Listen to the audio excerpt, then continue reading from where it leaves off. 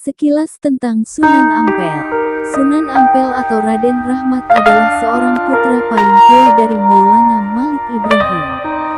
Pada masa kecilnya Sunan Ampel lebih banyak dikenal sebagai Raden Rahmat.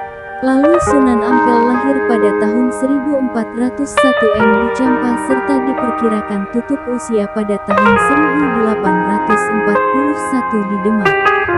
Sedangkan makam dari Sunan Ampel adalah di bagian barat Masjid Ampel yang terletak di Kota Surabaya. Seperti yang dijelaskan sebelumnya, jika Sunan Ampel pada masa kecil lebih banyak dikenal sebagai Raden Rahmat. Lalu untuk penggunaan nama Ampel sendiri lebih banyak diidentikan dengan nama tempat di mana beliau tinggal, yaitu daerah Ampel atau Ampel Benta. Wilayah tersebut saat ini menjadi bagian dari Kota Surabaya. Beberapa sumber menjelaskan jika Sunan Ampel awal masuk ke Pulau Jawa adalah pada tahun 1443 bersama dengan Said Ali Murtado yang sejatinya adalah adik dari Sunan Ampel.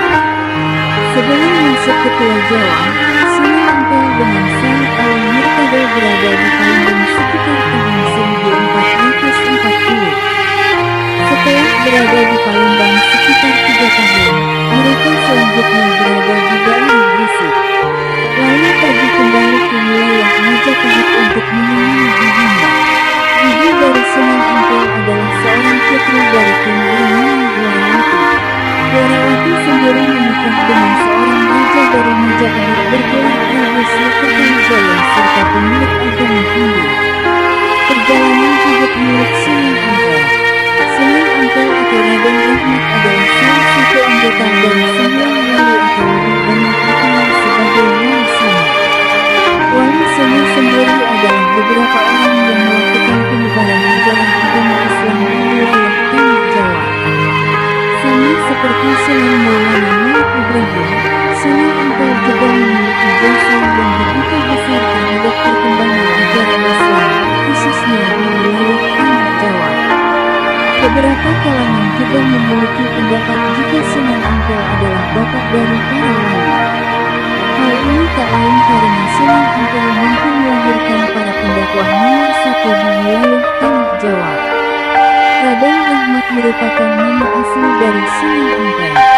Sedangkan untuk istilah Sunan sendiri adalah suatu gelar kewalian yang dimilikinya.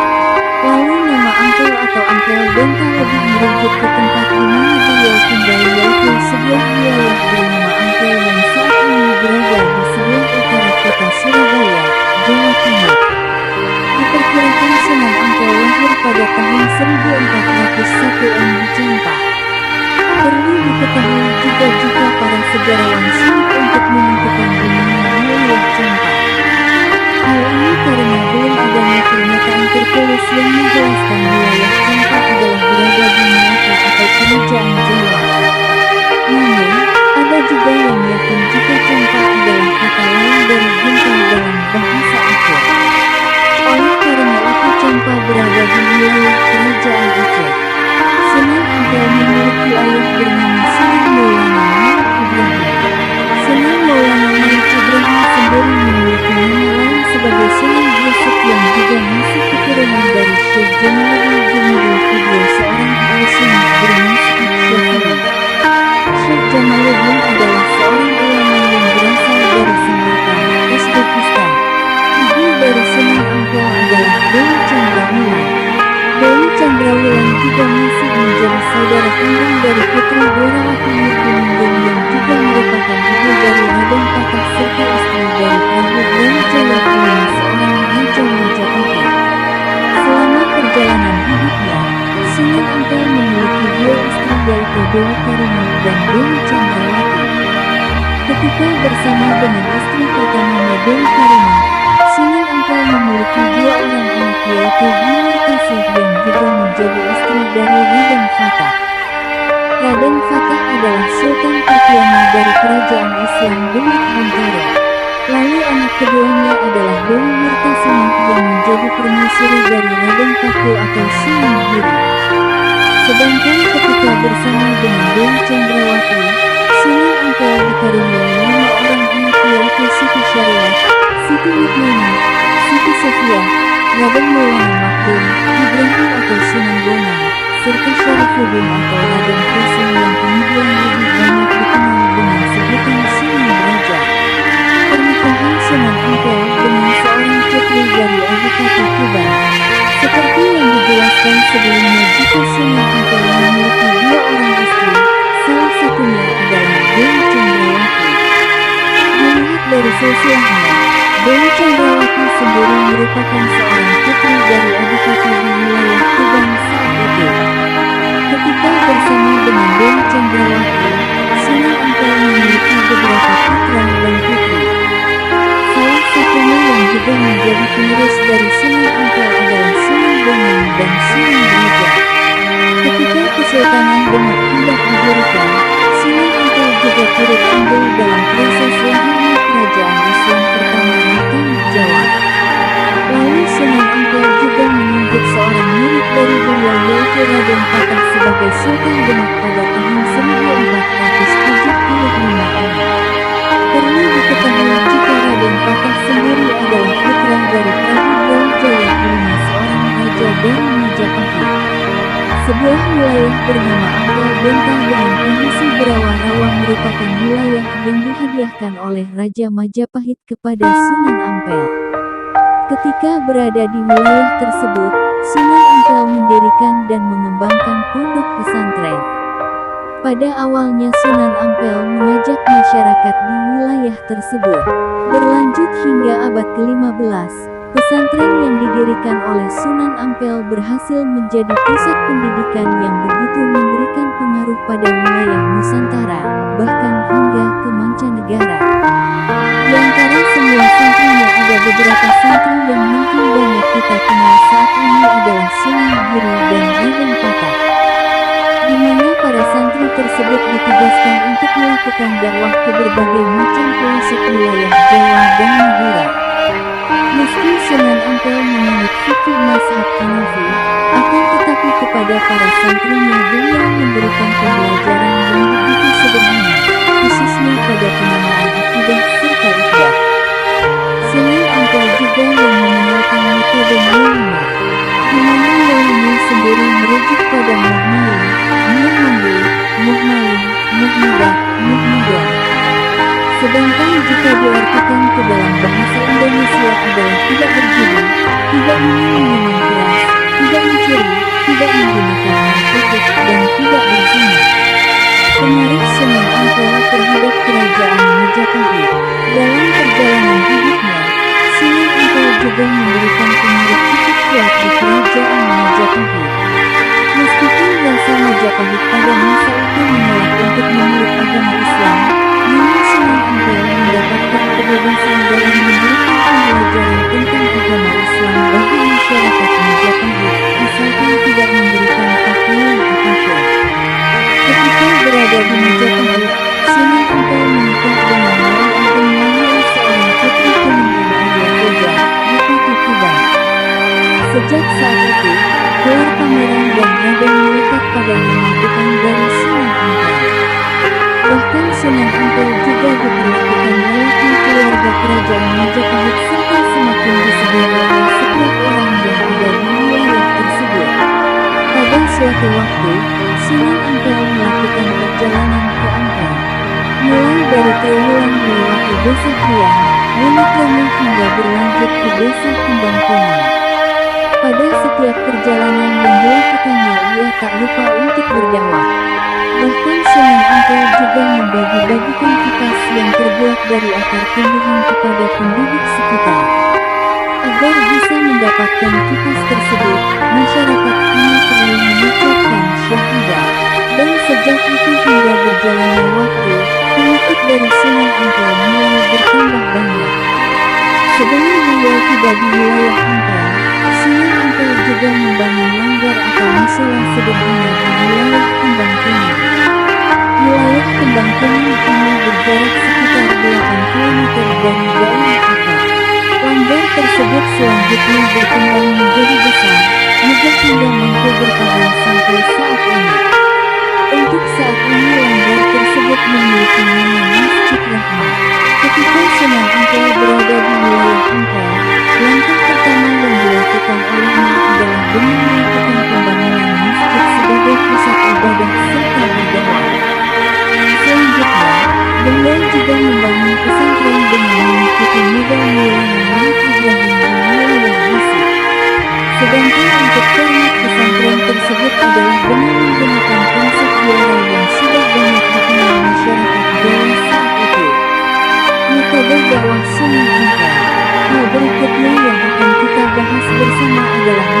dakwah yang dilakukan oleh Sunan Ampel.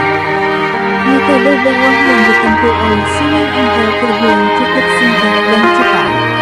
Hal ini karena Sunan Ampel menggunakan metode dakwah Muhyiddin yang memiliki arti tidak melakukan lima hal tercela.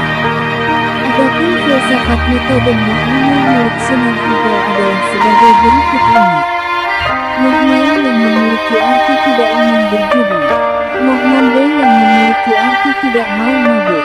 Muhyiddin yang memiliki arti tidak mau mencuri.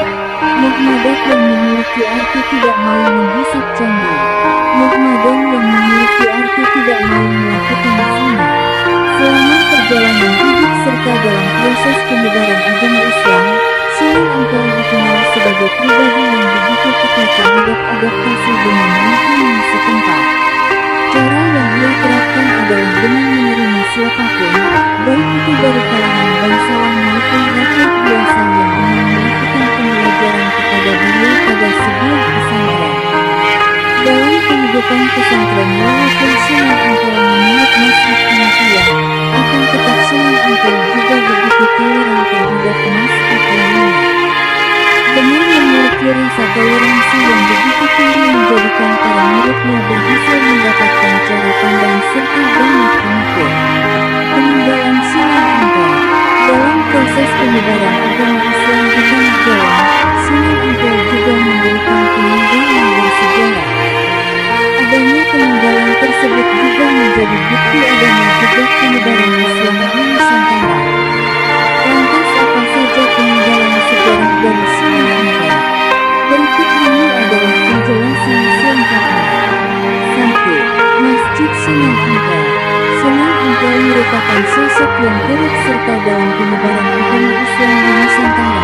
Tentunya peninggalan dari Sunan Ampel yang pertama adalah seperti rumah ibadah umat Muslim seperti masjid. Masjid Sunan Ampel menjadi bukti adanya sejarah dari penyebaran agama Islam yang dilakukan oleh Sunan Ampel. Masjid Sunan Ampel saat ini menjadi salah satu masjid tertua yang ada di Indonesia. Karena hal tersebut juga menjadikan Masjid Sunan Ampel banyak dikenal oleh hampir setiap umat Muslim di Nusantara. Selain menjadi tempat ibadah, Masjid Sunan Ampel juga kerap dikunjungi masyarakat sebagai wisata rohani. Banyak umat Muslim yang berkunjung masjid tersebut untuk beribadah serta dilanjutkan melakukan ziarah ke makam Sunan Ampel. Mereka mengirim doa untuk Sunan Ampel serta secara langsung melakukan pembelajaran akan sejarah keislaman yang disebabkan oleh Sunan Ampel melalui wisata rohani tersebut.